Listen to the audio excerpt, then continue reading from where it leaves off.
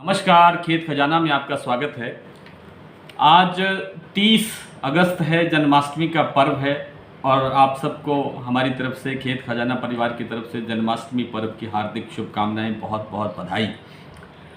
बधाई इसलिए भी कि सरसों जो हमारा प्रिय विषय है, सरसों में फिर थोड़ा तेज़ी से सुधार देखा जा रहा है। सरसों में सुधार कितना और होगा और सरसों कब तक आगे बढ़ेगी, कब तक तेज़ी रहेगी, इन सभी प्रश्नों का आज उत्तर देने का प्रयास करेंगे।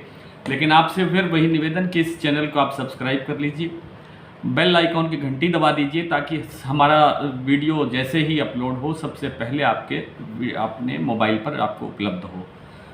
और इसको शेयर और लाइक कर दीजिए ताकि अधिक से अधिक साथियों तक, लोगों तक ये जानकारी पहुंच सके। देखिए मित्रों, सरसों जब से चली है, यानी मार्च के लास्ट वीक से, तब से लेकर के सरसों में तेज़ी की संभावना है और तेज़ी से आगे बढ़ रही है।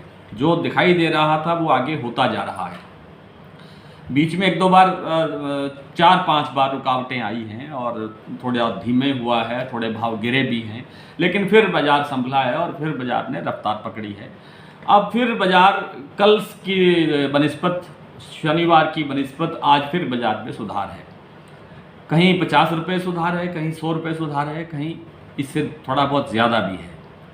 आगे अब देखिए NCDX का जो मामला है, यानी वायदा बाज़ार का जो एक प्लेटफार्म है NCDX, उस पर सरसों 8000 क्रॉस कर चुकी है। हालांकि 8200 भी जा चुकी है, आज 8100 कुछ पर घूम रही है।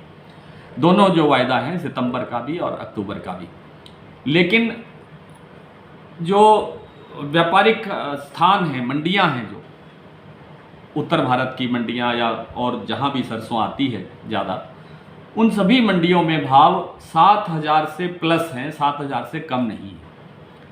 अब बड़े ध्यान से सुनिए कि 8000 रुपये क्रॉस होने के बाद, NCDX क्रॉस होने के बाद जब भाव, मंडियों का भाव 7000 प्लस आता है, तो इसका मतलब ये है कि यदि NCDX पर सरसों 9000 के घरों में पहुंचेगी तो मंडियों का भाव 8000 स्वाभाविक रूप से पहुंच जाएगा। बस एक ही डर लगता है कि सरकार कोई तेल तिलहन के मामले में कोई ऐसा कोई कानून, ऐसी कोई अड़चन ना पैदा कर दे जिससे सरसों बाजार में थोड़ी बहुत रुकावट आए, गिरावट आए। अभी हाल ही में क्या होगा, इस आगामी 1 सप्ताह 10 दिन के अंदर ऐसा लग रहा है कि अगर बीच में कोई ब्रेक आया, इसकी रफ्तार में अगर कोई ब्रेक आया, तो 100 रुपये से लेकर के 200 रुपये तक का कोई मंदा भी देखा जा सकता है। ऐसी संभावना भी बन सकती है। ज़रूरी नहीं है कि होगा ही, लेकिन संभावना बन सकती है। अगर ऐसा होता है तो फिर उसके बाद फिर 500 रुपये तक की, 700 रुपये तक की रफ्तार भी इसमें देखने को मिलेगी। ऐसा लग रहा है कि सितंबर महीने के अंदर सरसों का जो वायदा बाज़ार है वो 9000 रुपये के घरों तक पहुंचने की प्रबल संभावना है। और अगर ऐसा होता है तो मंडियों के अंदर जो भाव आएगा वो 8000 के घरों में पहुंच ही जाएगा। लेकिन फिर वही बात के प्रकृति और सरकार और परिस्थितियां क्या बनती हैं, ये सब बातें उन पर निर्भर करना होता है। इसलिए जो भी व्यापार आप करें, प्लीज़ अपने विवेक से करें, अपने बुद्धि का प्रयोग करके करें।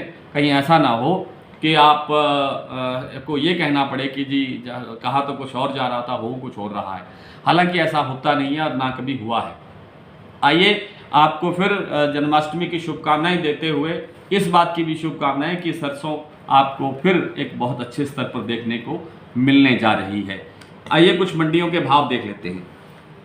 भरतपुर में आज भाव रहा है 7725 रुपये, जयपुर में 8225 रुपये सुबह का भाव था, लेकिन शाम को इसमें 50 रुपये की और बढ़ोतरी हुई है, 8275 रुपये। अलवर 7900 रुपये, रायसिंह नगर 7351 रुपये, दिल्ली 7800 रुपये, खाजूवाला 7286 रुपये, मोरैना 7700 रुपये, गंगानगर 7300 रुपये, दादरी 7950 रुपये मील का रेट है।